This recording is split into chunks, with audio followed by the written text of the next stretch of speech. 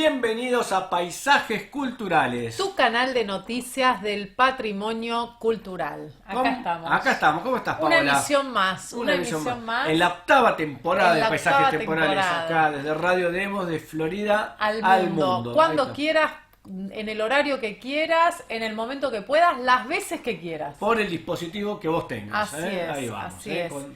Para todos los gustos. Bueno, fantástico. Tenemos mucho para mostrarles en este segundo programa de la octava temporada, porque hoy vamos a tener una entrevista, me parece, de esas para grabar y para volver a mirar y para volver a retener, que abre muchas más puertas. Muy jugosa, Muy jugosa. Sí. Les vamos a contar, si te parece, Paola, lo primero es... Estuvimos en la Expo. Estuvimos en la Expo San Fernando. Mientras tanto, mientras Rodolfo le va pasando nuestras vías de comunicación, ahí Paisajes Culturales TV, el Instagram, todos tus monumentos, el Facebook, el número de teléfono, ahí el 76252520, nuestro canal de YouTube, donde ustedes pueden volver a ver este programa y todas las temporadas anteriores. Les vamos a ir rápidamente a nuestro invitado, que lo tenemos en línea, me dicen aquí en la producción.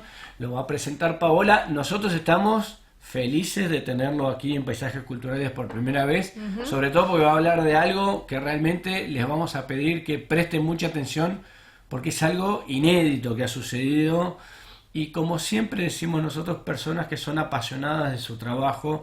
Y ahora van a ver ustedes, quiero que lo cuente en primera persona, qué es lo que él hizo después de 50 años. Él es Manuel Vila García, ingeniero civil con orientación en construcciones, vías de comunicación y calculista de estructuras por la UBA.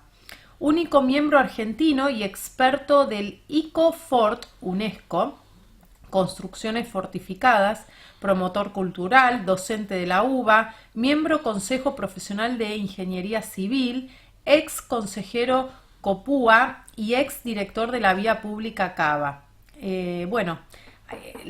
Digamos, la novedad, con un gran currículum, la novedad es que le hicieron una nota hace poquito en La Nación por la búsqueda de planos, ¿no? El hallazgo de planos recuperados, donde muestran la importancia de Buenos Aires, ¿no? Mucho antes del siglo XIX. Así es. Así que bueno, si lo tenemos ahí en contacto, le damos la bienvenida al ingeniero Manuel Vila García.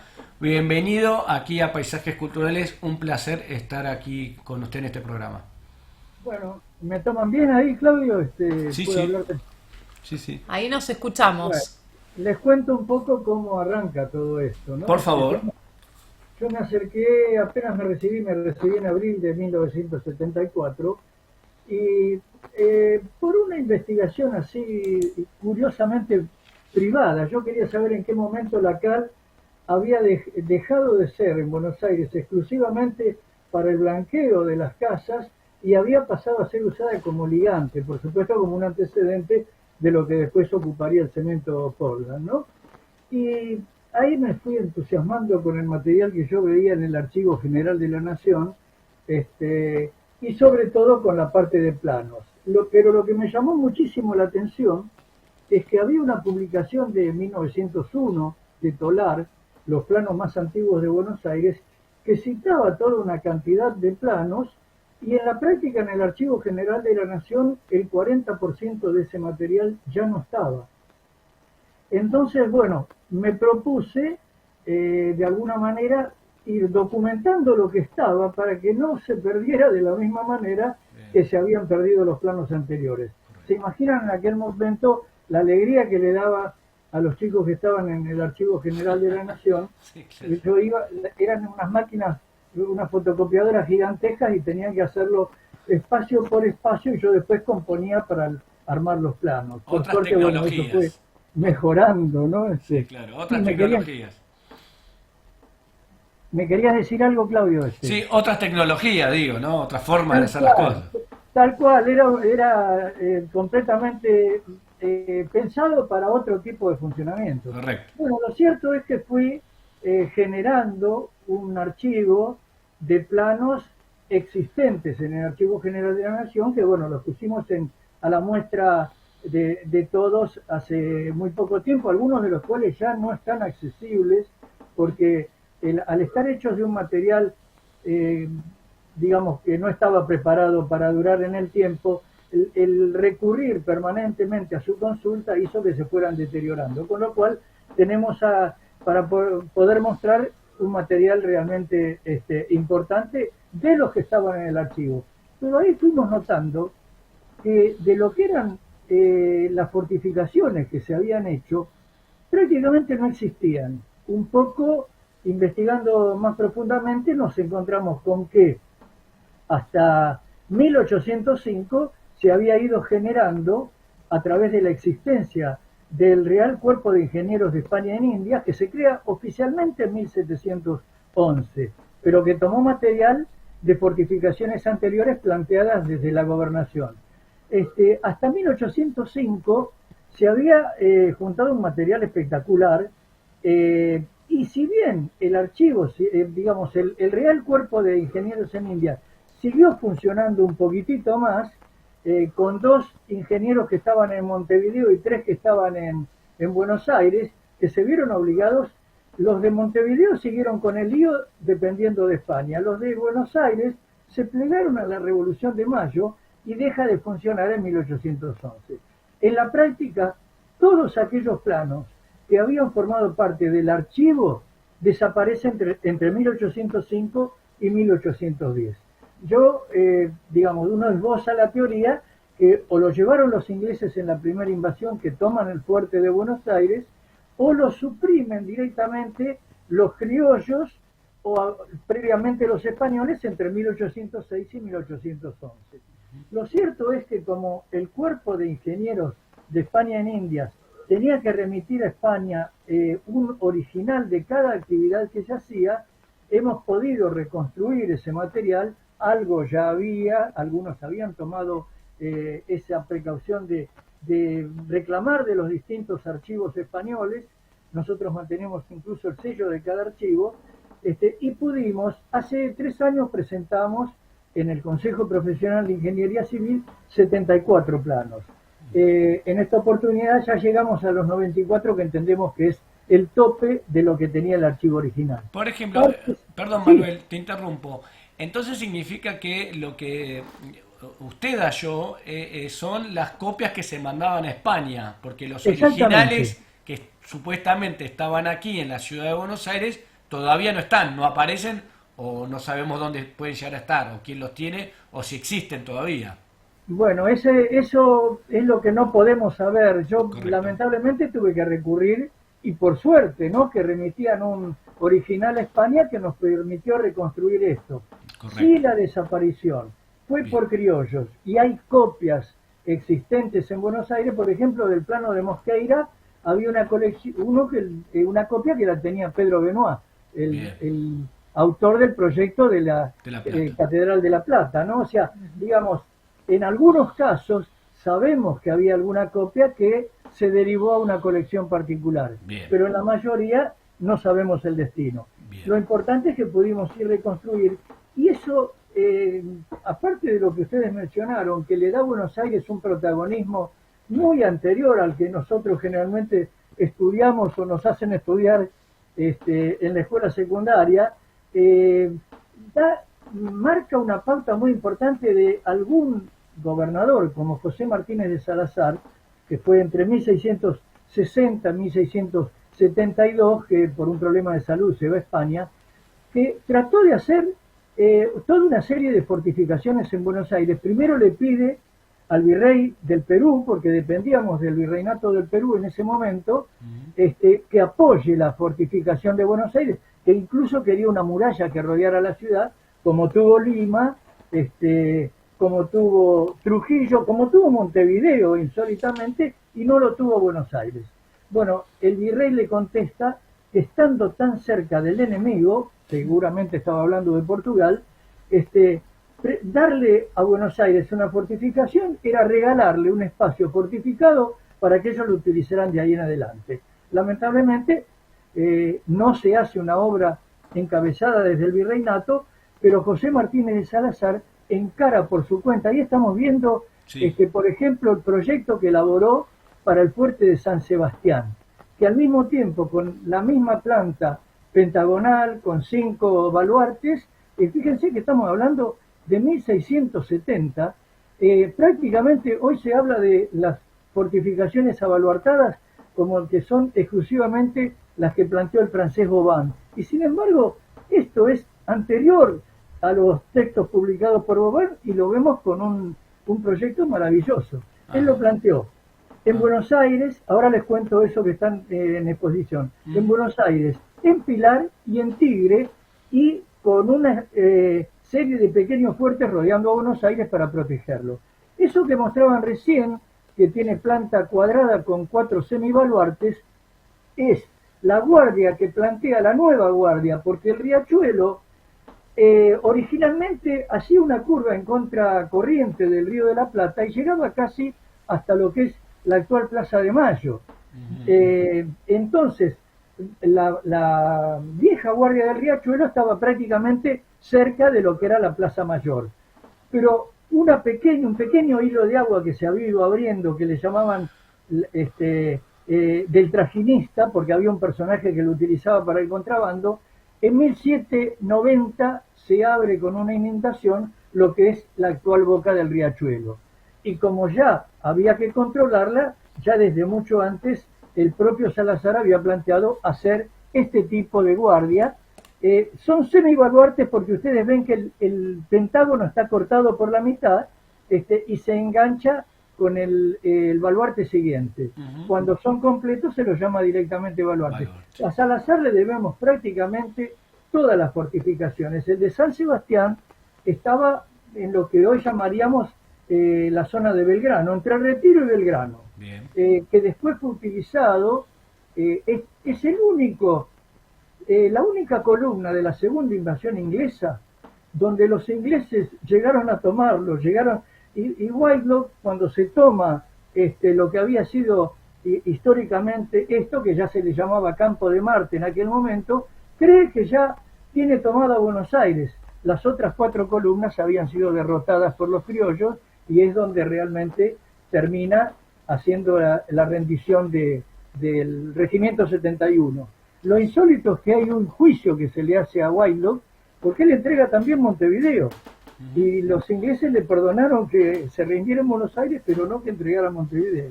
Bueno, esto es anecdótico. Vamos a otras imágenes que ustedes tienen, que algunas de las fortificaciones. Bueno, ahí, por ejemplo, el parque de artillería, existieron 2. Uno que estaba en la zona de San Telmo y el otro que estaba integrado dentro del propio fuerte.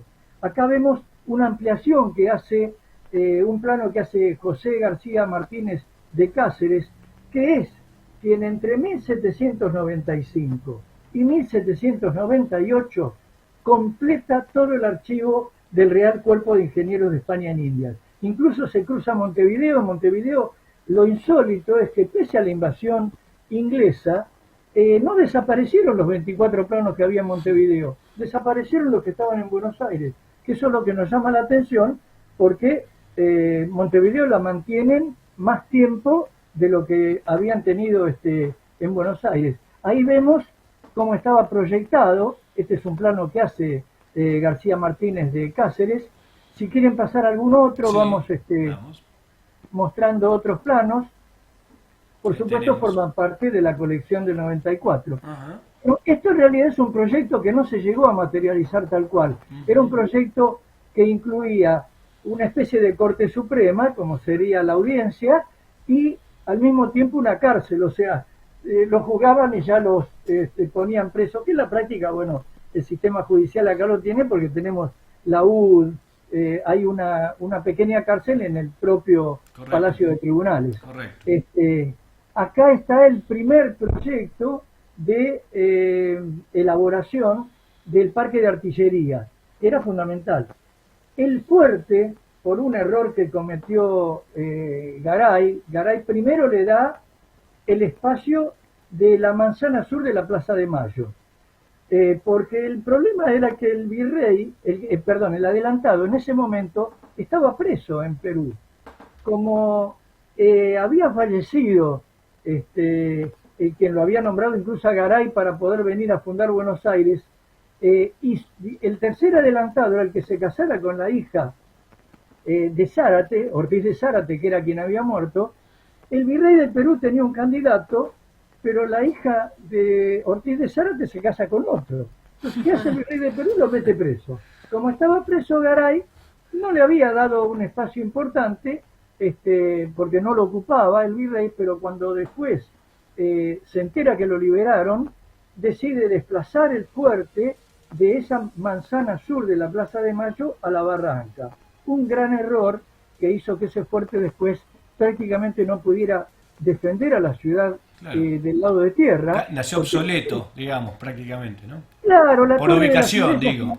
Era más alta, impedía los cañonazos. Claro. Para el lado del río, ellos lo llamaban del mar, sí era defensivo, se podía defender Buenos Aires, y de hecho, tanto contra los ingleses como contra los portugueses, hizo la defensa. Eso que están viendo es un plano elaborado por Petrarca, Dante Petrarca, que fue un ingeniero que viene en 1711, había fortificado Montevideo, fortifica Buenos Aires, y acá lo que tenemos es un plano que hace de Barragán, donde iba después a establecerse una pequeña batería, que hoy hay una recreación que, bueno, no se ajusta exactamente a lo que fue originalmente, pero que de alguna manera uno puede visitar como para ver cuáles eran esos esquemas de baterías. Baterías de pocos cañones, no era una gran batería la que había en Barragán, y se utilizó en varias oportunidades, defendió el espacio,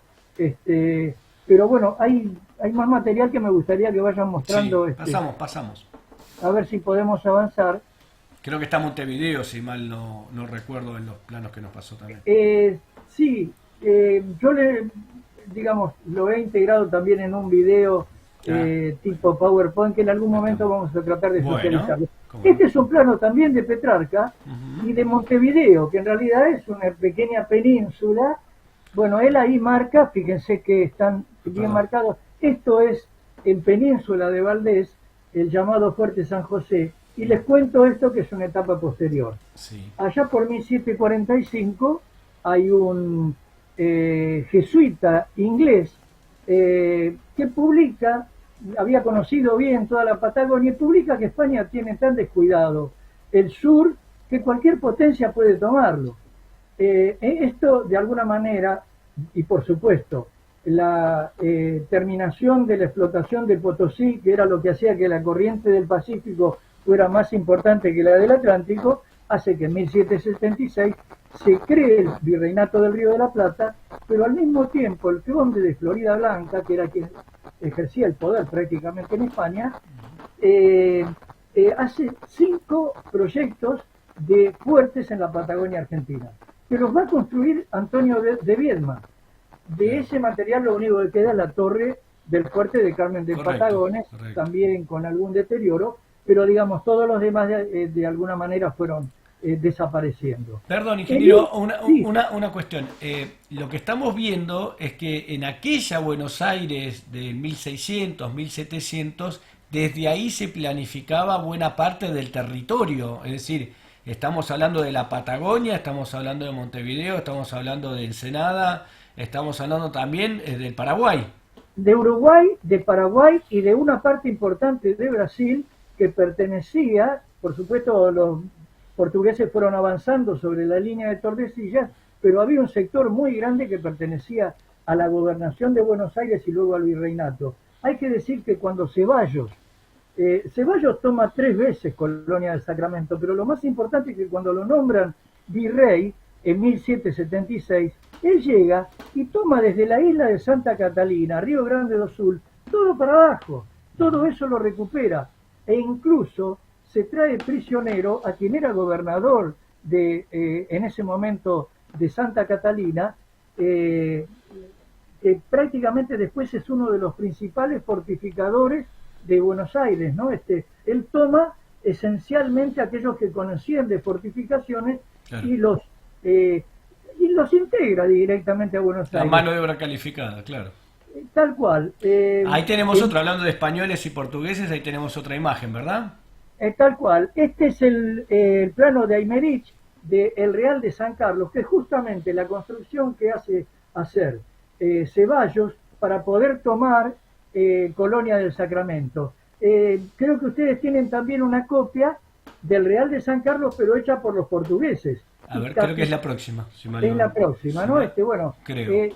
con dos grafismos completamente distintos, ¿no? O sea, los portugueses lo graficaban de otra manera. Ujú. Este plano No, ese es no, una el anterior. gentileza, lo tengo que nombrar, de un uruguayo. Bueno, ahí lo que aparece es un proyecto del fuerte de Buenos Aires, Ujú. que tenía el ingreso del lado de tierra y que tenía prácticamente planos los baluartes del lado del río. Hay que pensar que hasta Martínez de Salazar se construía con tierra.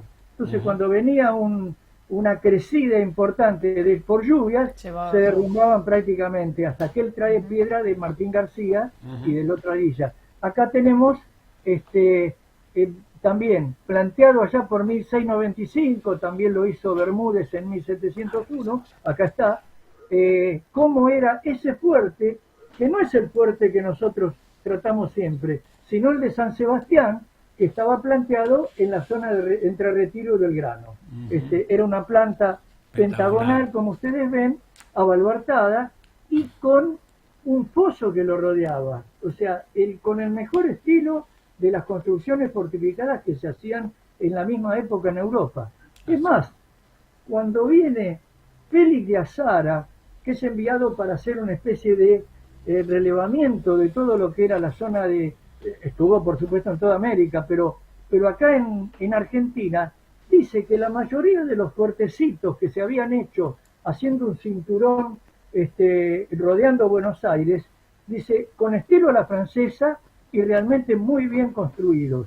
Fíjense que este proyecto, que se llevó a la práctica incluso, es prácticamente una réplica de lo que son algunos fuertes en Europa. Manuel, vos sos el único miembro argentino en ICOFORT UNESCO, ¿no? ¿Cierto? No, te cuento. A ver, yo encabezo el COFOR, Ujú. pero Sí. por ejemplo, Juan Manuel Sureda, Ujú. que vive en Posadas, en Misiones, aparte es un especialista en conocer la participación de los guaraníes en la mayoría de la Correcto. construcción de fortificaciones en toda la zona de la gobernación. Ajá. Claro. Lo que pasa es que yo soy el único al que ICOMOS ha considerado experto, digamos, Bien. pero hay otros integrantes. Claro, Pero porque- a ver, esto tiene un valor importante, o sea, ¿existe alguna ruta o algo de fortificaciones? Digo, para el común de la gente que le pueda interesar esta temática, ¿no? Eh, Te digo, Paola, lamentablemente en Argentina se ha deteriorado prácticamente todo el material. Es más, el de Pilar, por ejemplo, está partido en 2x2 country, el fuerte que originalmente estaba toda la planta. Hace poquito el arquitecto Javerson ha hecho un trabajo de investigación ahí y no se encontró ya con nada, porque prácticamente lo deterioraron. Yo lo que les sugiero, porque formaba parte de lo que controlaba la gobernación de Buenos Aires, a quien le guste este material, háganse un viajecito a la zona de Castillos, que le llaman en Uruguay. Ujú. El fuerte de San Miguel está a 6 kilómetros del Chuy y el de Santa Teresa a 33 kilómetros del Chuy, y ambos tuvieron participación de casi todos los ingenieros que formaban parte del Real Cuerpo de Ingenieros de España en Indias. Los cementerios tienen portugueses y españoles porque pasaba de una dominación a otra de una manera increíble. Y lo otro es, bueno, acá en Buenos Aires hay alguna muestra de lo que fue uno de los bastiones sur del fuerte de Buenos Aires en lo que es el Museo del Bicentenario. Ujú. Hay un pequeño espacio que muestra cimientos, digamos, y otro que muestra, y no lo han identificado, yo ya les mandé una nota, pero no lo han identificado, una salida de canal que había construido José Sí. Martínez de Salazar. Una tronera, ¿no? Está tapado con un... Sí, sí, sí, yo la he visto. un vidrio, Te lo recuerdo en un blog que usted tiene sobre fortificaciones, donde, digamos, para ubicar a la gente, digamos, está la Casa de Gobierno, la Casa Rosada, atrás está el Museo del Bicentenario, y dentro de ese espacio hay un pequeño espacio, que hay que ir a buscarlo porque no es tan sencillo, donde había una tronera que pertenecía al fuerte de Buenos Aires, ¿correcto? Tal cual. Ahí Tal está, cual. ahí está. Un fuerte que, ya les digo, desde el lado del río, defendió a Buenos Aires de una manera increíble. Hay una famosa, no fue una anécdota, sino historia real, que el almirante Brown, en uno de los ataques de los portugueses, que estaba prácticamente cerrando Buenos Aires, dice, enciendan las mechas y disparen a voluntad, que el pueblo nos está mirando, porque estaba defendiendo desde el fuerte a Buenos Aires. Rechazaron flotas increíbles de Portugal y después del imperio del Reino de Brasil, hasta que se conforma como república mucho más adelante. Hasta 1928, por ejemplo, toda la banda oriental perteneció a Brasil, a Portugal, como provincia cisplatina, y ellos, como tenían la banda oriental, permanentemente estaban tratando de bloquear a Buenos Aires. Ahí el fuerte cumplió una función realmente sumamente interesante. No la hizo en las invasiones inglesas, porque los ingleses, que tenían una muy buena información de algunos espías que tenían en Buenos Aires, sabían que por tierra podían ingresar sin que los batieran los cañones, y fíjense que las dos invasiones son descendiendo en la zona de Quilmes y viniendo a cruzar por lo que era el Paso Chico. Ahí tuvimos una discusión con un amigo que ya falleció, Diego Ruiz de Boedo, porque él decía que habían entrado por el Paso de Burgos, y no, bueno, ahí fue donde entramos a... Entraron por atrás, digamos, Ajá. ¿no? Por donde no estaban los cañones. Exactamente, por el paso que estaba donde ahora el Sintañez desemboca directamente en el riachuelo. Manuel- Ese era el Paso Chico. Sí, dale. La pregunta es la siguiente. A partir de este hallazgo de 94 planos, imagino yo que se abren un montón de hipótesis, de líneas de investigación, de posibles nuevos hallazgos. Contanos cómo sigue esto de cara al futuro. ¿Vos qué líneas de investigaciones nuevas ves? ¿Qué nuevas miradas crees que pueden llegar a surgir? ¿Qué puede llegar a pasar si hay otros planos, etcétera? Contanos. Desde ya el archivo está abierto para todo lo que se pueda seguir ingresando. Tengo que nombrar a dos colaboradores: Cristian Botosi, que es un muchacho que vive en Paraná, que maneja muy bien este tema de bajar elementos digitales. Bien. Y él sigue trabajando en este plano, y a veces recibo colaboraciones impensadas. Bien. En Cartagena de Indias conocimos un italiano de una vida increíble. Él vivió hasta los 20 años en Italia, de los 20 a los 40 en Alemania, y después se fue a Cartagena de Indias. Bien. Tiene familia en los tres países. Ajá. Y ahí se enteró que Antonelli era un italiano que había fortificado prácticamente todo el Caribe. Y le hizo, nos hicimos muy amigos, porque yo trabajé mucho la figura de Antonelli, y él me manda, en una investigación que estaba haciendo sobre Antonelli en un museo, un plano de un combate entre españoles e ingleses por un asentamiento inglés en las Islas Malvinas. O sea, fíjense que al tomar conocimiento de este trabajo que estamos haciendo, algunos amigos de las fortificaciones, pero de todo el mundo, o sea, Sí, sí. nos mandan, nos envían este material. La colaboración de los uruguayos ha sido excelente: Marcelo Díaz Busquiazo, Alejandro Jiménez Rodríguez, Adriana Cariaga, que seguramente Cariaga. vos la conocés también. Sí, claro. O sea, ellos, La vamos a tener acá en Paisajes otra vez. Barofio, Barostero, realmente en Uruguay, como el material estaba y ellos conservan muchos elementos en el propio país, realmente es un elemento. Yo los invito a los argentinos a que visiten este tipo de fortificaciones. Claro. Incluso, bueno, en algún momento nosotros le corregimos la posición de la portada de ingreso a Montevideo, porque hay un corrimiento de 10 metros. Y como yo tenía bien replanteado, le dije, no está, y bueno, lo tuvieron que correr por una cuestión de tránsito en Montevideo. Pero digamos, es un intercambio permanente que hacemos con ellos. Bueno, qué bien, qué bien. Un especialista, un idóneo en fortificaciones, Así es. Así que, La un pregunta placer. que nosotros siempre nos hacemos desde acá es: ¿qué se siente después de 50 años poder encontrar y poder cerrar ese ciclo de búsqueda, ¿no? Porque uno está con estas generaciones que tienen una ansiedad extrema por lo inmediato, por lo que es ahora, por lo que es en este momento, y sin embargo nos topamos, y eso es un poco lo que nos da mucho placer y mucho orgullo, entrevistar a alguien que después de 50 años dice, lo encontré, acá está, y lo comparto, además, entre otras cosas. ¿Qué se siente de tener esta que hoy podés mostrarnos a todos nosotros? No, bueno, a ver, la satisfacción personal es siempre la socialización de la información. Yo no he trabajado para otra cosa. En algún momento publicaba en un periódico lo que era Historia Edilicia de Buenos Aires, un suplemento de arquitectura que se llamaba Del adobe al hormigón. He sido docente también de historia. Mi mayor satisfacción es lo que uno va consiguiendo que se socialice, que la gente lo tenga. Por eso estamos buscando también un destino definitivo para esta colección. En algún momento ya me ofrecieron de la Facultad de Ingeniería de las Heras uno de los pisos para poder plantearlo, porque claro, son 94 planos y ocupan un espacio importante, ¿no?